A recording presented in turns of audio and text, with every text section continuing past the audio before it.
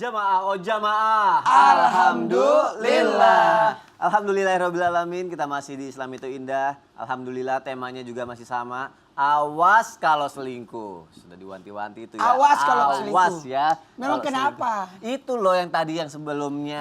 Yang iklan yang katanya kalau misalnya kalau selingkuh sama dengan tidak menghargai ibu. Subhanallah. Tidak jujur dengan ibu. Gitu. Jadi mau tahu jawabannya? Mau. Gimana Ustaz? Selesaikan. Dioper lagi. Tolong penjelasannya Ustadz Syam. Sampai guru Ustaz Maulana, saya Syifa, Mas Soni, serta guru-guru kami yang dimuliakan Allah Subhanahu wa taala. Alhamdulillah wassalatu wassalamu ala Rasulillah. Amma ba'd. Semoga Allah menghindarkan kita, menjauhkan kita, melindungi kita daripada segala bentuk pengkhianatan. Amin. Karena ini salah satu yang diancam oleh baginda Nabi Sallallahu Alaihi Wasallam, bahwasanya para pengkhianat nanti di hari kiamat akan membawa benderanya masing-masing, tertuliskan apa yang dia khianati waktu dia di dunia. Subhanallah. Dan mereka akan mengangkatnya tinggi-tinggi. Jadi orangnya tenggelam, gak kelihatan, tapi benderanya kelihatan gitu. Subhanallah. Bahwa dia adalah seorang pengkhianat, dia adalah seorang yang pernah mengkhianati pasangannya, dia adalah orang yang pernah mengkhianati orang tuanya, dia adalah yang pernah mengkhianati pemimpinnya, seorang pemimpin yang mengkhianati rakyatnya. Mereka akan mengangkat tinggi-tinggi benderanya sehingga semua orang akan mengetahui pengkhianatan yang dia lakukan selama di dunia. Hadis riwayat Muslim. Na'udzubillah min dzalik. Kemudian kalau dikatakan apakah orang yang berselingkuh ini sama dengan mengkhianati ibundanya sendiri, maka para sahabat di masa baginda Nabi Shallallahu Alaihi Wasallam itu kecemburuannya sangat tinggi gitu ya. Kecemburuannya terhadap agama. Ketika ada seorang pemuda yang datang kepada baginda Nabi Sallallahu Alaihi Wasallam, jadi suatu ketika ada seorang pemuda datang kepada Rasulullah, ya Rasulullah, izinkan saya untuk berzina. Subhanallah. Ini bayangin nih sahabat lagi panas-panasnya semua belajar agama gitu ya, lagi nempel-nempelnya sama Nabi, lagi semangat-semangatnya belajar Quran, lagi semangat-semangatnya untuk belajar agama, turun ayat tentang zina gitu ya. Ba'da naqul a'udzubillahi minasyaitonirrajim. ولا تقربوا الزنا إنه كان فاحشة وساء سبيلا. Ayat Al-Quran dipelajari dengan sangat semangatnya oleh para sahabat. Tiba-tiba ada orang minta izin berzina. Apa yang dirasakan para sahabat? Sahabat semua geram dengan pemuda ini. Mereka ingin memukulnya, memarahinya, ingin mencaci maki pemuda tersebut. Namun lihat kesantunan daripada baginda Nabi SAW. Justru dirangkul seorang pemuda yang tadi ini dengan mengatakan, anak muda, sini dulu kita ngobrol. Ngobrol apa ya Rasulullah? Sebelum kuizinkan engkau untuk berzina. Kaget semua sahabat. Hah? Mau diizinkan? Iya, tapi sini ngobrol dulu kita. Apakah engkau kenal wanita itu? Tidak. Kira-kira wanita itu adalah nanti menjadi seorang ibu. Betul, dia akan menjadi seorang ibu. Nah sekarang kalau dibalik, kalau ibumu pernah berzina, apakah engkau rela? Enggak ya Rasulullah, enggak mungkin aku rela ibuku seorang pezina. Kalau misalnya bukan ibumu deh, saudari perempuanmu yang berzina, apakah engkau rela? Saya tidak rela ya Rasulullah. Bagaimana kalau dengan anak perempuanmu? Apakah engkau rela anak perempuanmu berzina?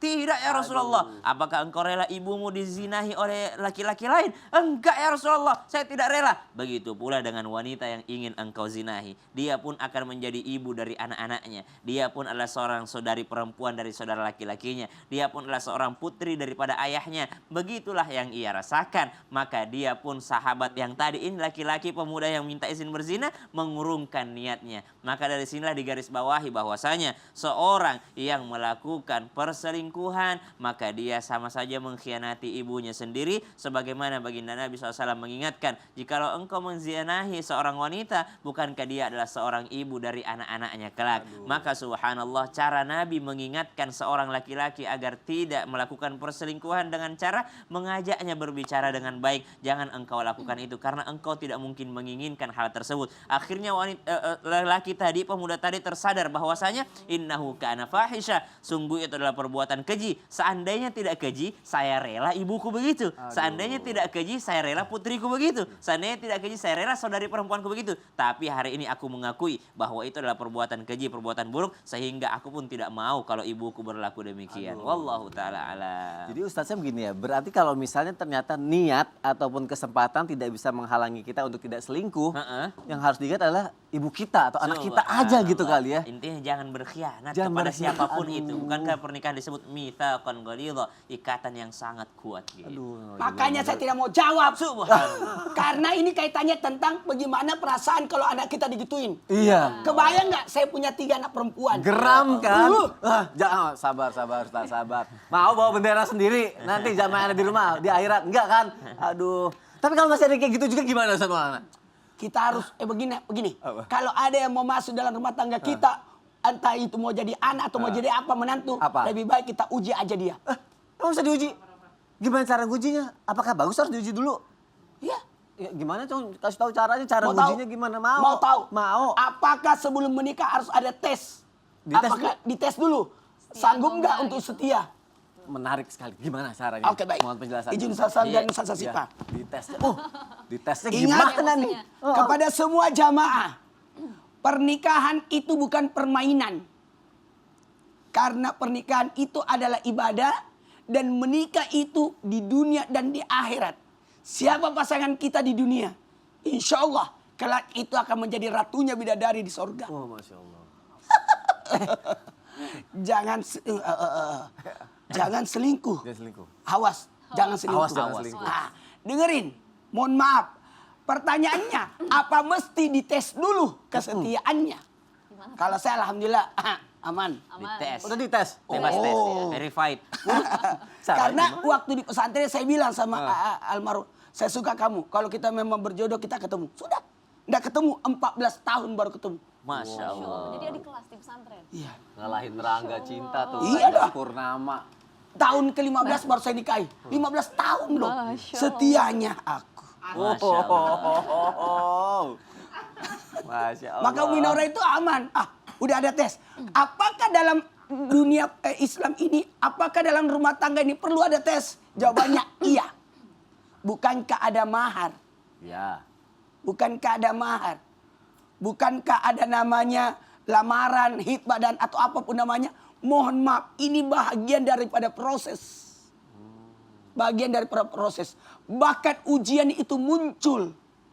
Ujian itu muncul dengan adanya godaan. Nah, di sini dilihat. Dia tuh. Godaan kesetiaan dan sebagainya. Maka ada juga namanya ujian pranikah. Ada. Tiba-tiba dia melihat buruk pasangannya. Itu berarti Anda lagi diuji. Makanya mahar itu sebenarnya untuk menilai kesungguhannya. Kenapa sih? Maharnya mahal banget. Kenapa mahal? Susah banget. Sebenarnya mau dilihat seberapa kesungguhanmu. Apakah Anda bersungguh-sungguh atau tidak. Maka karena pernikahan itu adalah ikatan janji. Ikatan janji kesetiaan. Maka luar biasanya kata Nabi, kalau engkau menyukai sesuatu yang ada di luar, kembali ke rumahmu. Karena di rumahmu juga ada yang seperti itu. Maka harus dilihat dari, mohon maaf, ada 2. Mampu enggak? Mau enggak? Ya, tidak semua langsung iya. Uji dulu, enggak apa-apa. Gimana? Kalau perlu, temani dulu pergi perjalanan. Ya. Supaya ketahuan Sifatnya. Oh, mau menikah, aku mau lamar. Kita umrah dulu yuk. Masya Allah. Sebelum nikah dari Mau yuk, kita umrah dulu. Jadi Keluarga. ketika dalam perjalanan itu ketahuan. Mau tahu seseorang, lihat dari segi itunya. Perjalanan, enggak usah jauh-jauh lah. Iya. Kalau memang tidak sanggup ke Mekah, yuk kita pergi kemana gitu. Martabak. Oh ya, martabak. Enggak ya? Itu jadi Cuma 15 menit. kemampuan dan kemauan. Mau nggak dia? Mau nggak dia? Bisa nggak ngelewatinnya? Iya. Gitu ya. Makanya ada yang bilang kan katanya. Makanya saya suka. Apa? Kata Jihan, Apa tuh? ketemu dulu bapakku. Oh. Tapi pintar Sasam. Apa? Ketemu bapaknya bawa saya. Mau dites lagi sama Ustaz Maulana gitu. Oh, terima kasih Ustaz Maulana untuk penjelasannya. Makanya ada yang bilang setia itu mahal, makanya nggak bisa dilakuin sama orang murahan katanya. Wih, ayo kita seni bolos. Luar biasa. Ulang udah kata-katanya. Setia itu mahal, makanya nggak bisa dilakuin sama orang murahan katanya. Ya semoga bisa menjadi pedoman buat kita ya. Yuk jamaah kita lanjutin lagi. Aku mau ngebacain pertanyaan yang udah masuk ke Iya. media sosial. Islam itu indah. Kita masuk yuk ke segmen Tanya Dong Ustaz. Kami semua tanya dong Ustaz. Ini yang jamaah kangenin. Apa tuh? Duet antara Ustadz Maulana dan Ustadz Syam itu sudah hampir Apa itu lama Tanya tidak Dong Ustadz, terdengar. Suara untuk segmen Tanya Dong Ustadz. Oh, iya, ini. iya, iya. Ada bacain pertanyaannya deh. Dari siapa ya? Oh, dari Instagram @durenmontong. Assalamualaikum, saya marah banget Pak Ustadz. Ternyata nggak cuma manusia yang selingkuh, kucing juga. Hah? Waduh, sekarang kucing saya galau. Help Pak Ustadz. Gimana nih?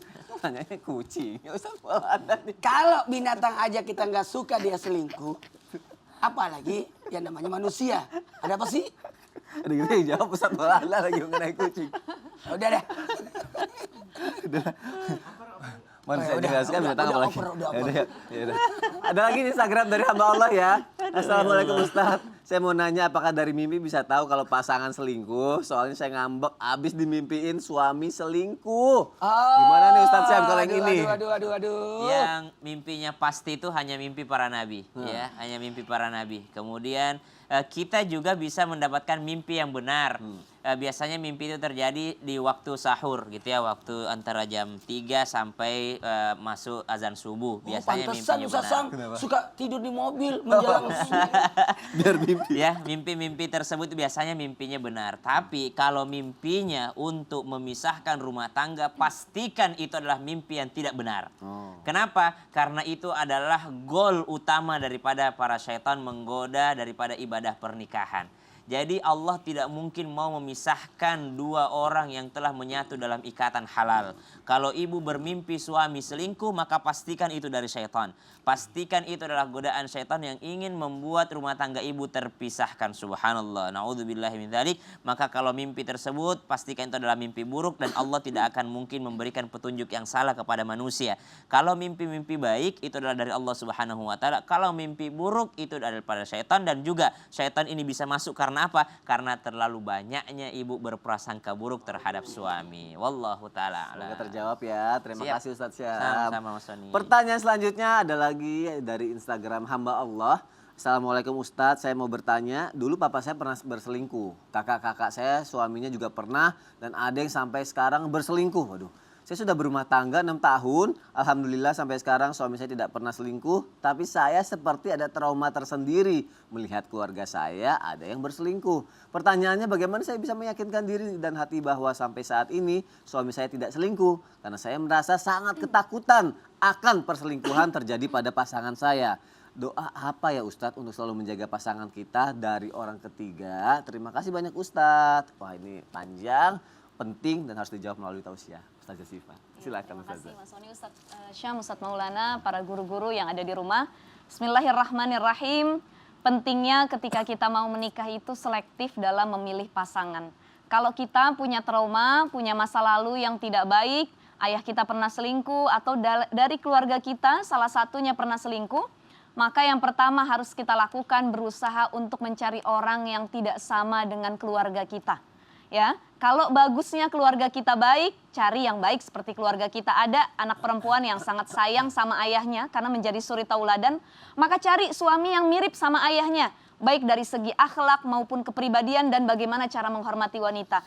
Tapi kalau punya ayah yang tidak setia terhadap ibunya, nggak usah dicontoh. Kita harus selektif dan melihat calon yang mendatangi kita itu bukan hanya dari tampannya, bukan hanya dari hartanya, bukan hanya dari popularitasnya, tapi yang paling harus kita lihat adalah lihat dari segi akhlaknya. Almar'u ala dini khalilihi, seseorang itu tergantung agama temannya. Jadi kalau mau lihat laki-laki itu baik, lihat kawannya siapa, lihat kumpulnya di mana, lihat tempat yang dia datangin apa, lihat circle-nya itu bagaimana, itu baru kelihatan pasangan yang bisa dijadikan seorang suami yang baik insya Allah. Jadi untuk menghilangkan trauma yang pertama, hilangkan rasa su'uzon. Husnuzon terus kita sama Allah, ya Allah, kemana suamiku pergi, apapun yang dia lakukan, la haula wala quwata illa billah, aku serahin ya Allah. Kalau dia selingkuh, kalau dia berkhianat, kembali lagi, keputusan, ketetapan yang paling baik adalah ketetapanmu. Tapi kalau dia di jalan yang lurus, benar, baik, Ya Allah mudahkan rizkinya, mudahkan segala urusannya. Jadi perempuan cukup tawakal dan husnuzon saja hati kita, itu yang pertama. Yang kedua tadi selektif memilih pasangan. Yang ketiga tutup masa lalu yang buruk, buka dengan lembaran yang baik. Kasih afirmasi positif ke diri kita. Suami saya setia, saya juga selalu bisa melayani suami saya. Jadi kasih afirmasi positif. Jangan pernah membandingkan kehidupan kita dengan kehidupan orang lain. Masing-masing punya ujian. Gak ada orang yang gak diuji, semua diuji. Gak ada yang kelihatan senang.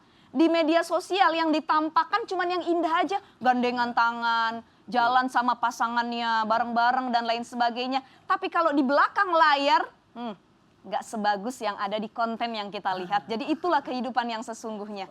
Jadi jamaah Islam itu indah yang dirahmati Allah Subhanahu wa Ta'ala. Dulu ada laki-laki yang datang ke Abdullah bin Mas'ud bertanya, wahai Abdullah bin Mas'ud, adakah doa yang bisa aku baca agar tidak terjadi perpecahan antara diriku dan istriku? Maka Abdullah bin Mas'ud mengatakan, kalau kamu pengen mendatangi pasangan, kalau kamu pengen bercampur dengan istrimu, sholat dulu 2 rakaat, jangan langsung tancap gas. Ini kalau kita beda. Iya. Kadang-kadang nggak baca doa, nggak baca bismillah, langsung tancap gas. Langsung gaspol. Ya, udah kelar baru ingat, ya Allah, astagfirullah, lupa doa tadi katanya ya. Nah, hati-hati, padahal ini berpengaruh terhadap kehidupan rumah tangga dan keturunan yang akan hadir nantinya. Kata Abdullah bin Mas'ud, kalau udah sholat 2 rakaat, maka bacalah doa ini, baik dibaca oleh suami maupun istri. Apa doanya? Allahumma barik li fi ahli wa barik lahum fi warzuqni minhum warzuqhum minni. Allahumma jma' bainana idza jama'ta ila khair wa farriq bainana idza farraqta ila khair. Ya Allah, berkahilah diriku untuk keluargaku dan berkahilah mereka untuk diriku. Ya Allah, karuniakan aku kebaikan untuk mereka dan karuniakan mereka kebaikan untukku. Ya Allah, kumpulkan aku jika memang perkumpulan ini adalah baik. Dan pisahkan aku dengan istriku kalau memang perpisahan itu lebih baik. Jadi kalau kita minta doa sedang dihadang masalah, apalagi suami selingkuh, suami KDRT, suami melakukan hal-hal yang tidak baik, atau ini juga berlaku bagi istri yang mungkin tidak baik kepada suaminya, cukup minta yang terbaik dari Allah, nggak usah panjang lebar doanya. Ya Allah, kasih yang terbaik. Yang terbaik menurutmu itu juga pasti terbaik buat aku, ya Allah. Itu kurang lebih begitu. Allahu a'lam bishawab. Untuk penjelasannya.